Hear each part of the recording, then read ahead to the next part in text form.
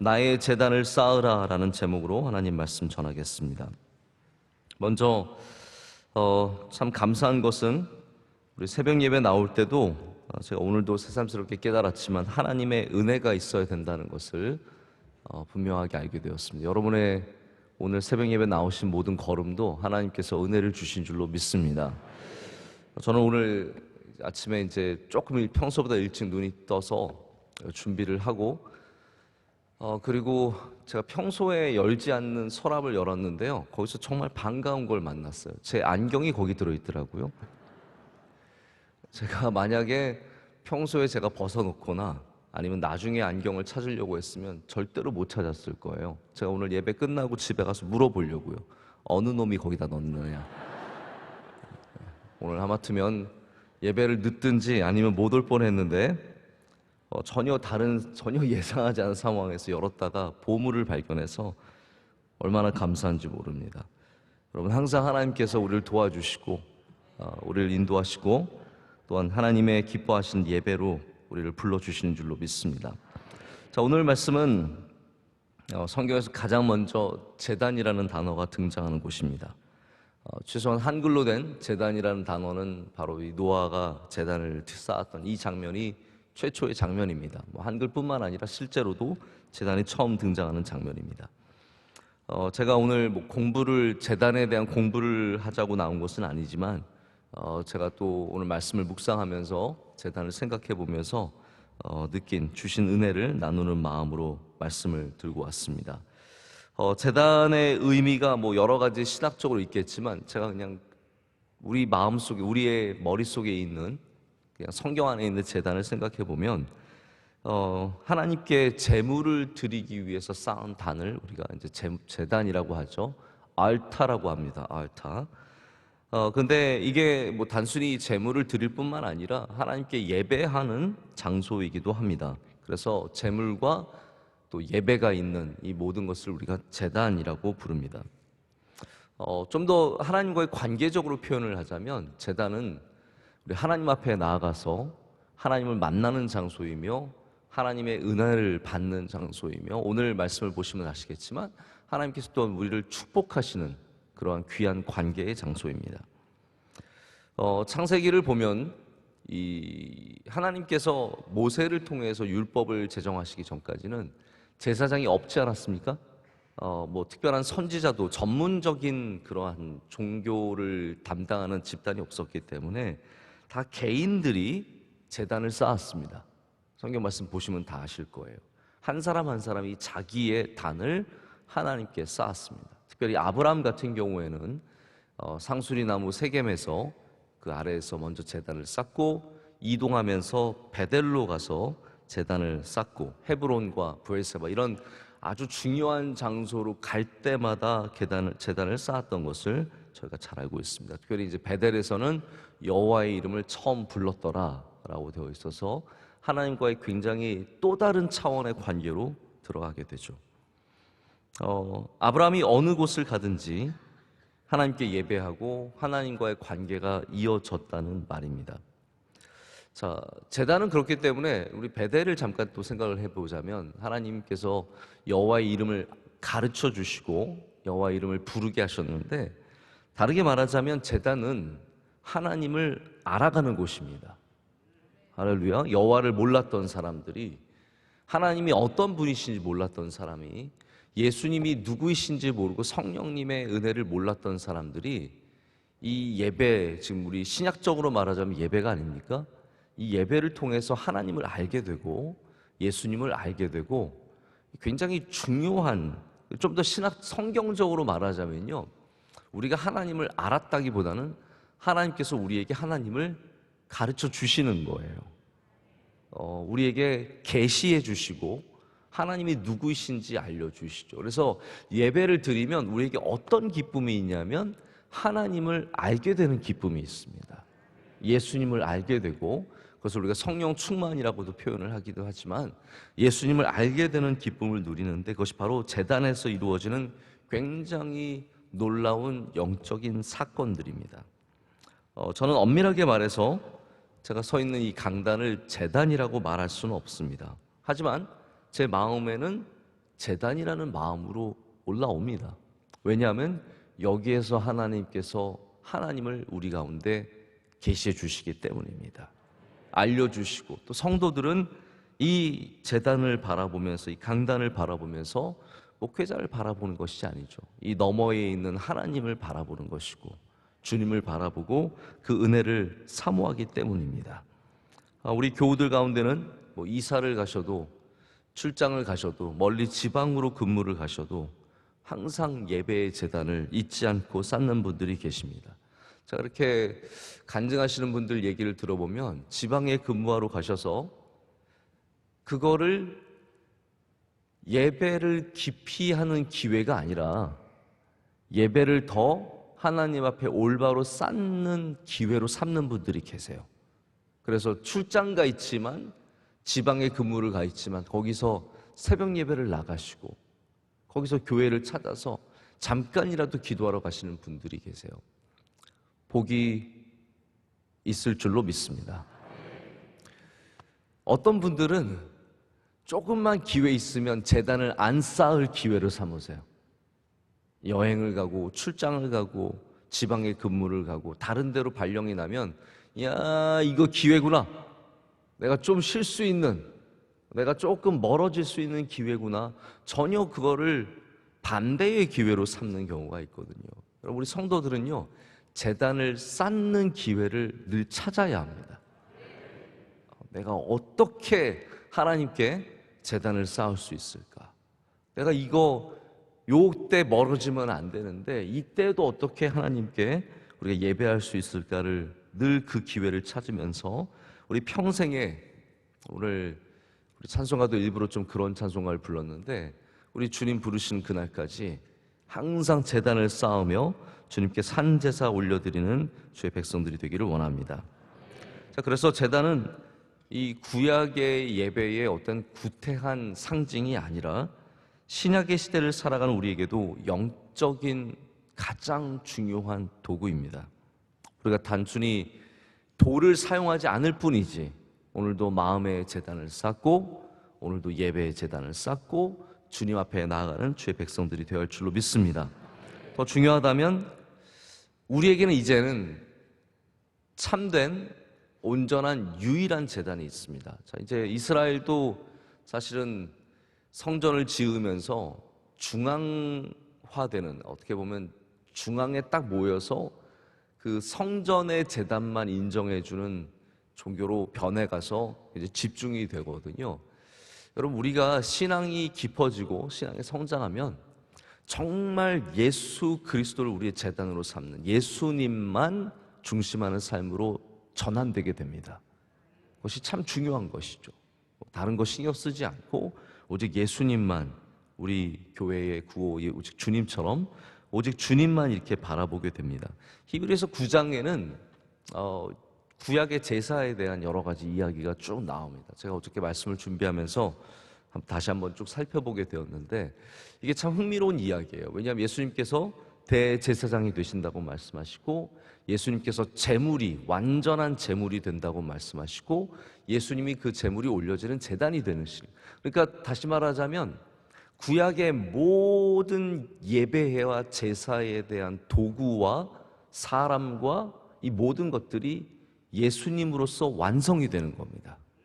이제 히브리서가 우리에게 가르쳐 주는 것은 그 모든 것들을 예수님께서 이제 대신하시게 된다라는 것이죠.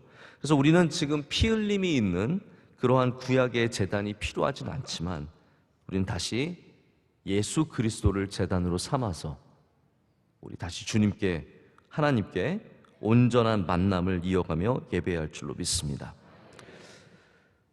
제가 8장에 왜 하필이면 많고 많은 본문 중에서, 많고 많은 상황 중에서 이 노아가 홍수를 지난 다음에 하나님께 제단을 쌓는 장면이, 이게 왜 가장 첫 번째 그 하나님께 드리는 제단의 모습일까라는 생각을 좀 해보게 되었습니다. 여기 분명히 하나님께서 우리에게 주시는 어떠한 그런 말씀의 뜻이 있을 거라고 생각을 하는데요.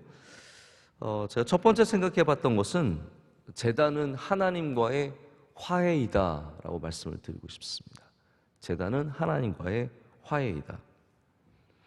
우리가 어디서든 나의 제단을 쌓는다는 말은 구약의 제사로 돌아간다는 말이 아니라 제단의 의미를 되살린다는 말이고요. 그 첫 번째는 오늘 말씀에 나와 있는 것처럼 하나님과의 온전한 화해이죠. 화해라는 것은 나의 잘못을 고백해야만 생길 수 있는 것입니다. 화해가 나는 하나도 잘못한 거 없는데, 여러분 그런 화해들 보셨죠? 아이들에게 화해를 시키면 나 잘못한 거 없는 화해는 어떤 겁니까? 너희 화해해. 그러면 이거는 나는 잘못한 거 없어요. 나는 억울합니다. 나는 화해하기 싫습니다. 시키니까 하는 거지 나는 화해하기 싫습니다 하거든요. 여기 노아의 화해는 정말 자신이, 우리가 인간이 하나님 앞에 죄를 지었음을, 여러분 아시겠지만 노아는 의인이었고 완전한 자였고 당대의 가장 귀한 사람으로서 하나님과 동행한 사람 아닙니까? 하나님 앞에 우리의 이 모든 연약함과 부족함과 죄됨을 고백하며 주님의 은혜를 구하는 그러한 모습입니다. 하나님께서 그것을 기뻐 받으시죠. 여러분 우리의 어떠한 예배를 기뻐 받으시겠습니까? 하나님 저 억울해요? 저 잘못한 거 하나도 없는데 너무 괴롭습니다. 하나님 저 굉장히 의인인 거 아시죠? 이렇게 오는 예배가 아니라 우리가 제단을 쌓을 때는 하나님 제가 죄인입니다. 제가 부족한 게 참 많습니다. 주님의 은혜를 내려주시옵소서. 이게 나의 쌓아야 하는 제단으로 가는 우리의 자세입니다. 그래서 하나님은 이 제사를 흠양하시고 향기를 받으셨다라고 되어 있습니다. 번제의 특징이 나타나죠.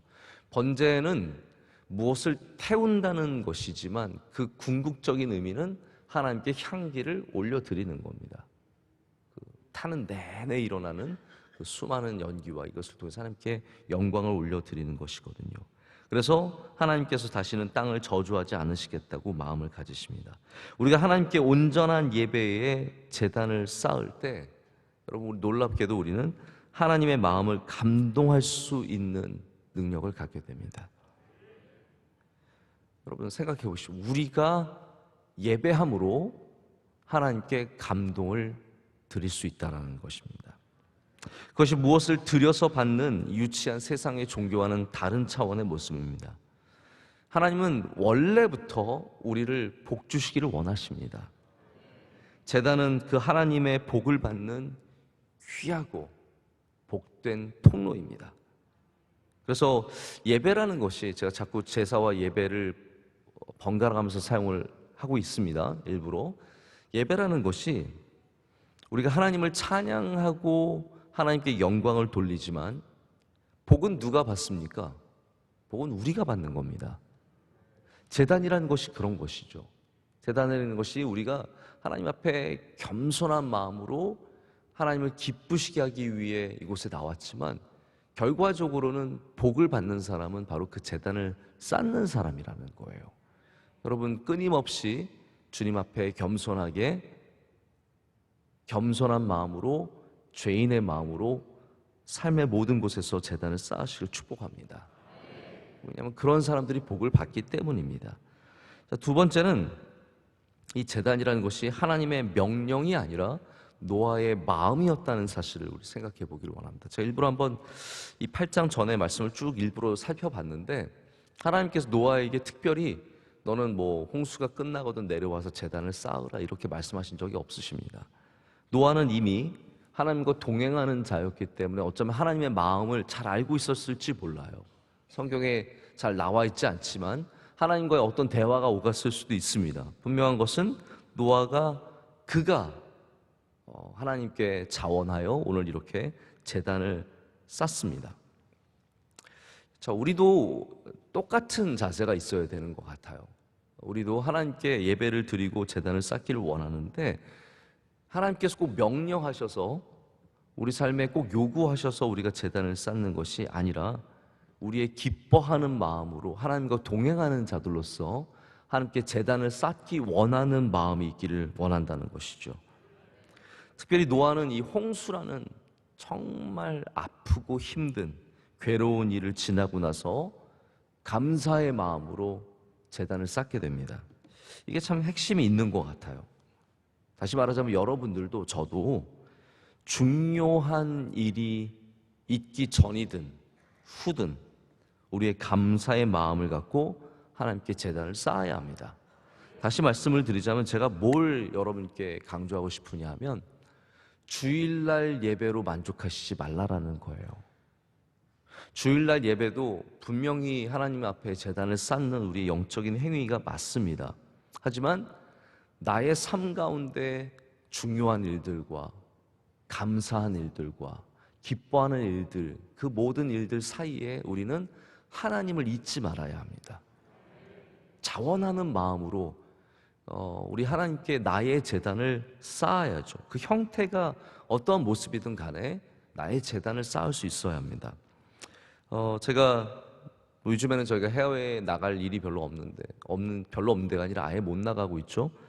저는 늘 어디 다녀올 때 교회에 와서 하나님 앞에 엎드리는 것이 그것이 참 좋은 일이고 또 제가 배운 것이고 우리 원로 목사님께 배운 것이고 또 그렇게 해야 한다고 늘 생각을 하고 할 때마다 얼마나 마음이 기쁘고 감사한지 모릅니다. 항상 중요한 일들, 그런 일들이 있을 때 하나님께 나의 제단을 따로 쌓는 거예요. 내가 하나님께 따로 나와서 기도하고 감사하고 영광을 올려드리는 그런 일들을 하는 것이죠. 저희 이제 아이 셋이 다 귀한 생명들이고 오늘 좀 이따 가면 누가 서랍에 넣는지 발견하게 될 텐데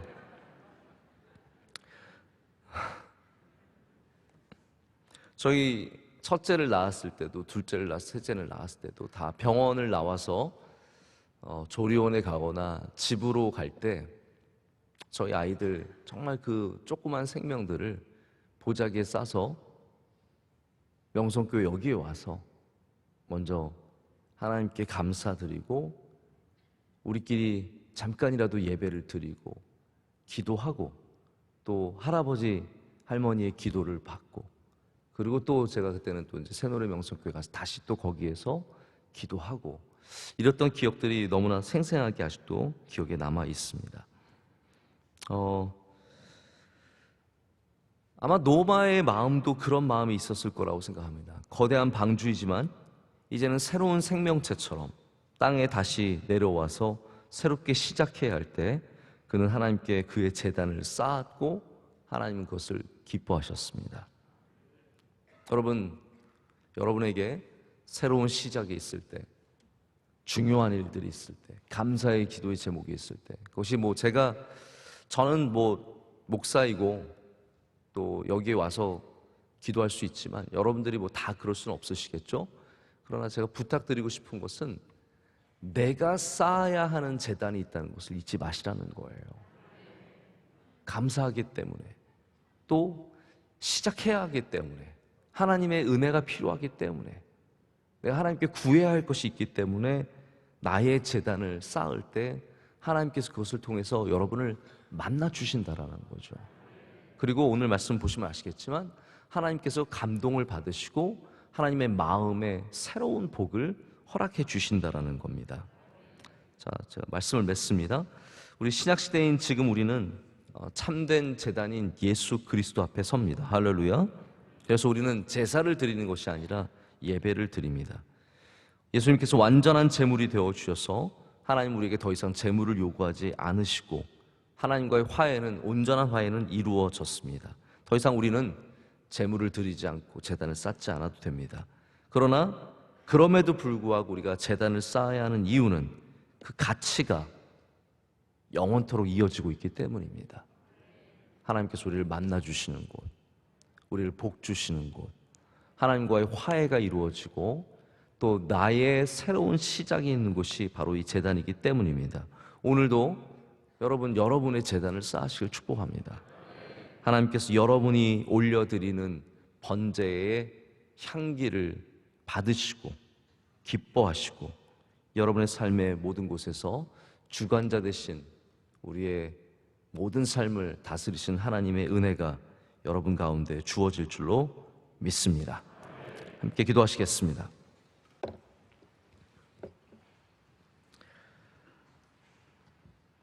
사랑과 은혜의 하나님 아버지,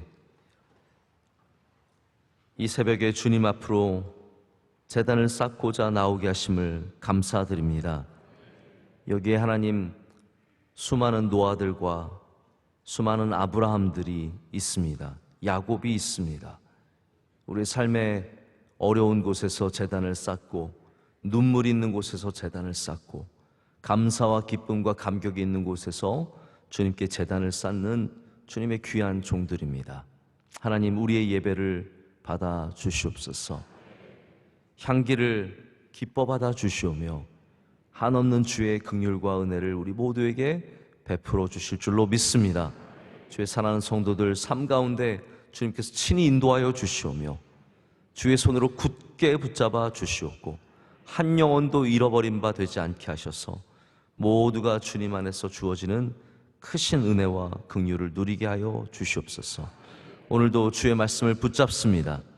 주님께 기도할 때 들어주시고 응답하여 주시옵고 오늘도 기적이 있는 하루가 되게 하여 주시오며 하나님의 놀라운 능력으로 인도하시는 복된 하루가 되게 하여 주시옵소서. 우리 대한민국 위에 끊임없이 주님의 은혜를 주셔서 위기를 다 벗어나게 하여 주시오며 좋은 나라가 되게 하여 주시옵소서. 명성교회에 은혜 내려주시고 우리 한국에 있는 수많은 교회들 하나하나 잘 서게 하여 주시오며 작은 교회들도 힘을 내게 하여 주시오며 어려운 교회들 주님을 붙잡고 사명을 감당하는 은혜가 있게 하여 주시옵소서. 우리 명성교회 주신 선교의 사명 잊지 않게 하여 주시옵고 우리 모든 선교지마다 주의 은혜를 더하여 주시오며 원로 목사님의 귀한 선교의 사역 위에 주님 기름 부어 주시옵고 능력으로 붙잡아 주시며 건강함을 더하여 주시옵소서. 우리 모든 선교사님들도 주님께서 그 안전과 건강을 지켜주실 줄로 믿습니다. 오늘 새벽에 기도하신 권사님 기도를 흠양하여 주시오며 하나님께서 갑절의 은혜로 함께하여 주시옵소서. 안내하고 수고하는 주의 종들에게도 은혜를 더하여 주시오며 하나님, 우리 교회에 섬기는 모든 일꾼들마다 복이 넘칠 줄로 믿습니다. 승리하는 하루가 되게 하여 주시옵소서. 우리 사랑하시는 예수님의 이름으로 기도드립니다. 아멘.